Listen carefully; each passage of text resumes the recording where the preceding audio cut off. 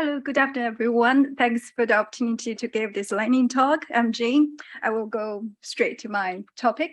So each rare disease affects a small number of populations because of the small market and high cost and risk of drug development. The pharmaceutical industry used to not be very interested in this market. Because of this market failure, the so-called orphan drug legislation was brought in, firstly in the United States in 1983, and then in the EU in 1999, and the UK in 2020 after Brexit. The orphan drug legislation has been very successful in terms of bringing treatments to rare disease patients, but the situation in the EU is different from in the US, which we can see from this chart. And during the period from 2001 to 2020, there was about 242 orphan drug approvals in the EU, and which is only about a quarter of the number in the US. And it's not difficult to find that after 2010, the gap between the US and the EU is getting bigger. And as a researcher, we really want to know what are the causes of this growing gap and what are the consequences to the rare disease patients. And then we set up our project, which is the orphan drug accessibility in the UK. We have 3 questions.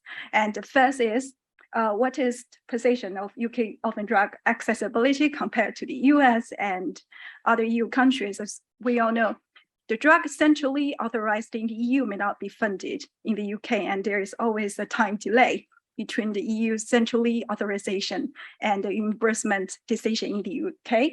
And the second, we want to assess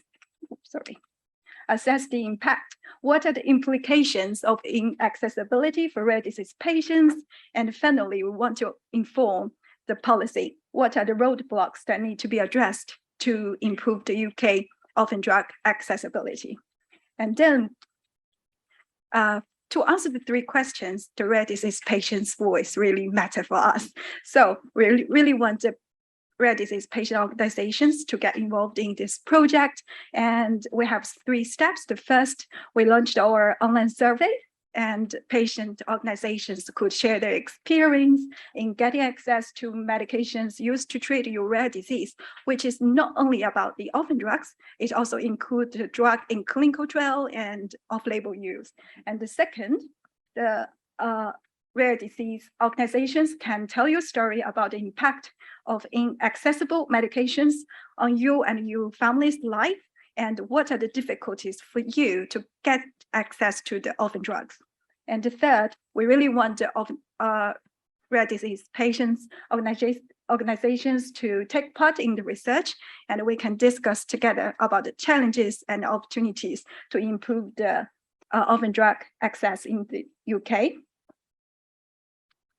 And this project actually is part of a bigger project we are looking at the so-called orphanization phenomenon, which is the increasing importance of orphan drug for the pharmaceutical industry.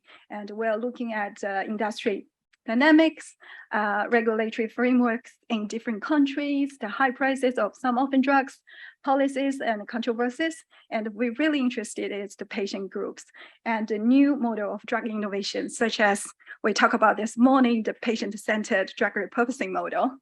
And our research project have 5 members, and we're all in this room. If you're interested in our research, want to participate in, or have any questions, you're very welcome to talk with us.